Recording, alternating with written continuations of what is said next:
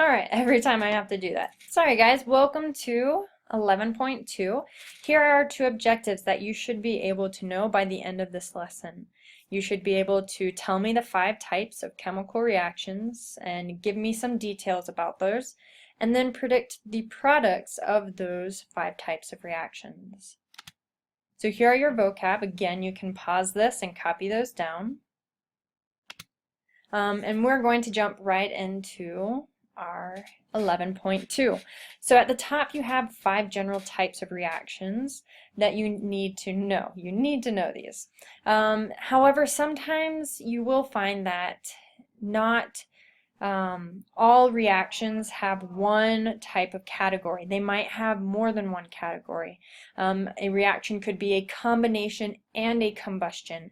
However, it's still useful for us to understand how to recognize different types of reactions because the exceptions are not, they are few. So we're going to start with combination, also known as synthesis reactions. You start with 2 or more reactants and they combine to form one product. So combination, they combine to form one new substance. And you can see that magnesium and oxygen form magnesium oxide, potassium and chlorine form potassium chloride. Sometimes you have 2 nonmetals that react and combine, and for these it's possible that there's more than one product. It's the same for transitional metals and nonmetals if they combine. However, the 2 examples that we have of both of those show you that. So you have sulfur and oxygen can combine and form SO2. They can also combine and form SO3. And then at the bottom you have iron and sulfur for FeS, and then those can join again to form Fe2S3. So let's go ahead and look through. We have copper and sulfur are our reactants, and we have 2 possible reactions. The reason being copper is a +1 and a +2. So first you want to write the skeleton equations for those, and then you balance those, and that's what's shown below. So for copper with a +1 charge, here's our balanced equation, and then copper with a 2+ charge, here's our balanced equation. So go ahead and use this information to help you solve 13 and 14 in your notes. Decomposition reaction. This is our second type of reaction, and as you can see in the word, it decomposes or breaks down. So you're going to have one reactant breaking down into 2 or more products. And it can be an element or a compound, any combination. Sometimes that does make decomposition reactions difficult to predict the products of, but if you have a simple binary compound like mercury oxide, you know that it has to break down into mercury and oxygen because those are the only 2 things in it. Most decomposition reactions require energy, especially in the form of light, heat, or electricity. So let's go ahead and do some examples. So we have water in the presence of electricity results in what? Hopefully, you remember this from earlier on in chemistry this year. Water breaks down into hydrogen and oxygen. But if you didn't remember that, you would look at our compound and see there's only 2 elements in it, and so that's going to break down into hydrogen and oxygen. Remember, both of those are diatomic molecules. So now you're going to write the skeleton equation and then balance it.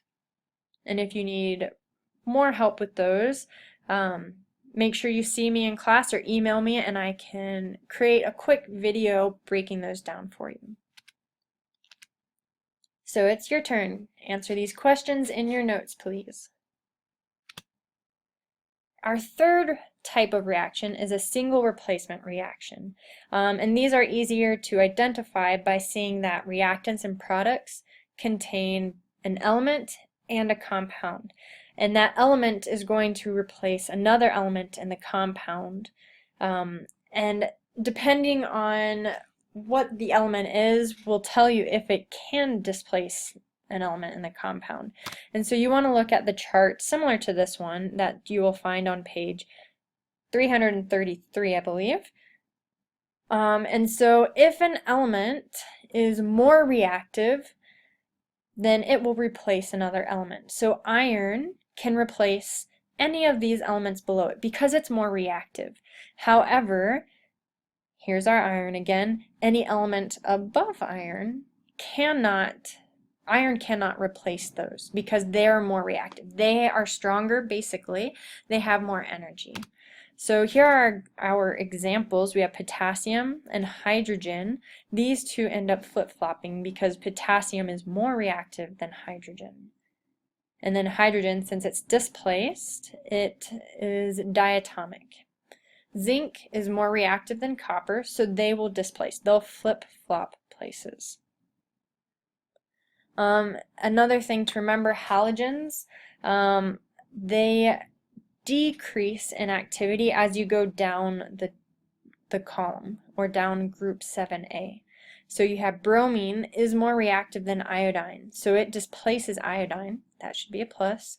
But bromine is not more reactive than chlorine. Chlorine is above it in column 7A, and so no reaction occurs here.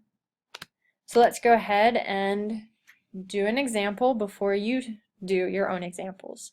So we have a reaction between zinc and hydrogen sulfate.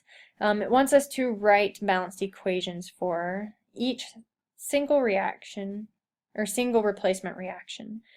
So we have our zinc and hydrogen sulfate, chlorine and sodium bromide. So first we want to look at them and see, can those elements replace the elements in the reactions or in the compounds? So can zinc replace hydrogen? The answer is yes. And then you look at chlorine. Can chlorine replace bromine? Because both of those are negative. So chlorine's not going to replace sodium and give you chlorine bromide. And so now you're able to write the skeleton equations and then balance those. So here's our skeleton equation for A. And it's already balanced. And you just want to make sure you count the atoms. But B, here's our skeleton equation. It is not balanced, so we'll need to put a 2 in front of both of these down below to balance them. And here is number 17 for you to solve in your notes. Double replacement reactions. These usually take place in aqueous solution and will form either a precipitate, or PPT, a gas, or a molecular compound like water. So for those to occur, one of those must take place. And you can see in 1, 2, and 3 an example of each. So for 3, one of the products needs to be a molecular compound like water. Is that true? Yes.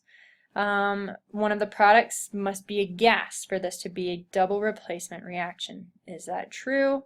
Yes. And then for our first one, I don't know why I went opposite, one of our products needs to be a precipitate. And so then we look, is there a solid in our aqueous solution? Yes, there is. So let's go ahead and do an example together. It says, write a balanced equation for each double replacement reaction. So we have calcium bromide and silver nitrate. These react, and it tells us a precipitate of silver bromide is formed. B, we have iron sulfide and hydrochloric acid. These combine to form hydrogen sulfide gas. So we know that both of these are double replacement reactions because one of our 3 of our double replacement reaction rules are fulfilled. And that's what you see in our analysis. So then you move to B where you solve them. So for A, write your skeleton equation and then you balance it. Okay, and so again, you only need to put a 2 in front of each of these to balance them. In B, again, write your skeleton equation, and then we balance it, which you only need a 2 in front of the hydrochloric acid to balance it. So now it's your turn. Sorry that the very bottom is cut off, but you can find these on page 335 to solve these. And then our last reaction is a combustion reaction. And these always, always, always involve oxygen as a reactant. Usually the other reactant is a hydrocarbon, meaning it has hydrogen and carbon. And a complete combustion reaction of a hydrocarbon will produce carbon dioxide and water, and then it releases a lot of energy.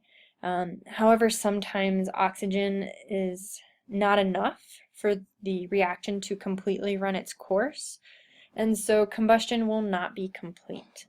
The example below, though, is complete combustion of gasoline, what we put in our cars. And you can see that it's balanced. The numbers are quite large, but it is balanced. And then you have reactions between oxygen and other elements that are not hydrocarbons. They can still be combustion reactions, and this is what we talked about at the beginning of this lesson. Oxygen is present and it's reacting with an element. It's combustion. However, you can also see that it is a synthesis or a combination reaction as well in both of these. So let's go ahead and do an example before you do yours at the bottom, 20 and 21. So alcohol, like ethanol, is often used as fuel, and so we have two fuels that we want to see the combustion of, ethanol and benzene. So first we want to look at these and make sure that oxygen is a reactant. If it is, and they're hydrocarbons, then we know that carbon dioxide and water will be the result. So we write our skeleton equations for A and here for B, and then you want to balance those. And so you can see both equations are balanced. So go ahead and solve those in your notes below. Alright, and now this is our second objective. We're going to go through these a little bit quickly. The number of elements and or compounds reacting is a good indicator of what type of reaction you have, and thus the possible products. So combination, you have two reactants, and those can be elements or compounds, and they form one molecular compound. So your probable products are going to be a single compound. Decomposition, you start with one compound, generally a single binary compound, but it could be a compound with a polyatomic ion, and it breaks down into two or more elements or compounds. Single replacement, you have an element and a compound, and the element can replace an element in the compound, which you can see here, the T and the R switch places. And so your probable products, say that 10 times, is a different element and a new compound. Double replacement reactions are easier, especially with ionic compounds. You can look at the cations and anions, the positive and negative charges, which are included here for you in this skeleton equation. And so you're going to have here our anions change places, but I guess you could say it flip-flops the other way as well. And so your probable products are two new compounds. Remember that one of those needs to be a precipitate, a gas, or a water. And then our last one is combustion. Don't get too confused or worried about all of this stuff in here. We're starting with a hydrocarbon and oxygen, and that yields carbon dioxide and water. So you know you have a combustion reaction, and probable products are going to be carbon dioxide and water. However, with incomplete combustion, you're going to have carbon and carbon monoxide as probable products. And that is 11.2.